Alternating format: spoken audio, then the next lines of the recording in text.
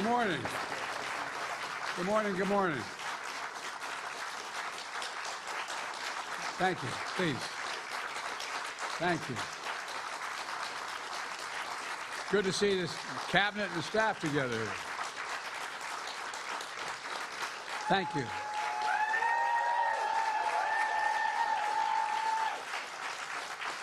Thank you, thank you, thank you. Please.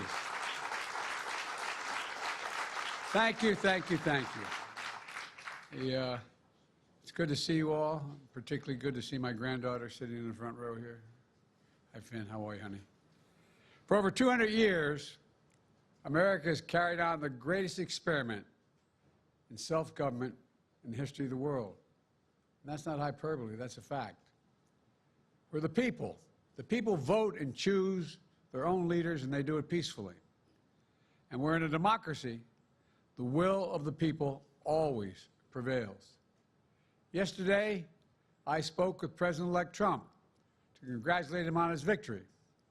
And I assured him that I'd direct my entire administration to work with his team to ensure a peaceful and orderly transition. That's what the American people deserve. Yesterday, I also spoke with Vice President Harris. She's been a partner and a public servant. She ran an inspiring campaign, and everyone got to see something that I learned early on to respect so much, her character. She has a backbone like a ramrod. She has great character, true character. She gave her whole heart and effort, and she and her entire team should be proud of the campaign they ran. You know, the struggle for the soul of America, since our very founding, has always been an ongoing debate and still vital today. I know for some people, it's a time for victory, to state the obvious. For others, it's a time of loss. Campaigns are contests of competing visions. The country chooses one or the other. We accept the choice the country made. I've said many times, you can't love your country only when you win.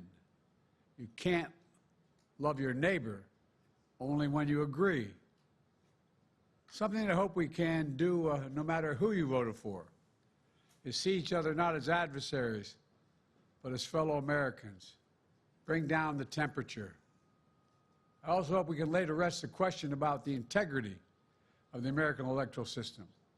It is honest, it is fair, and it is transparent.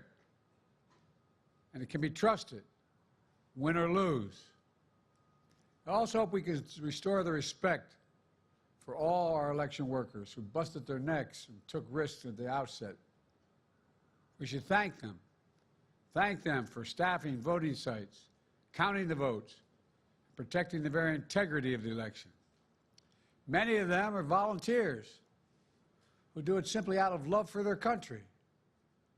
And as they did their duty as citizens, I will do my duty as president. I'll fulfill my oath, and I will honor the Constitution. On January 20th, we'll have a peaceful transfer of power here in America. To all our incredible staff, supporters, cabinet members, all the people who've been hanging out with me for the last 4 years, God love you, as my mother would say. Thank you so much. You put so much into the past 4 years. I know it's a difficult time. You're hurting. I hear you and I see you. But don't forget all that we accomplished. It's been a historic presidency. Not because I'm president, because what we've done, what you've done. A presidency for all Americans. Much of the work we've done is already being felt by the American people, but the vast majority of it will not be felt over the next 10 years. We have legislation we passed that's just only now just really kicking in.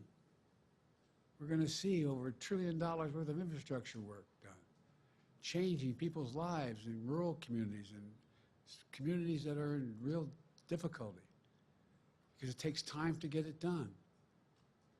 And so much more it's going to take time, but it's there. The road ahead is clear, assuming we sustain it.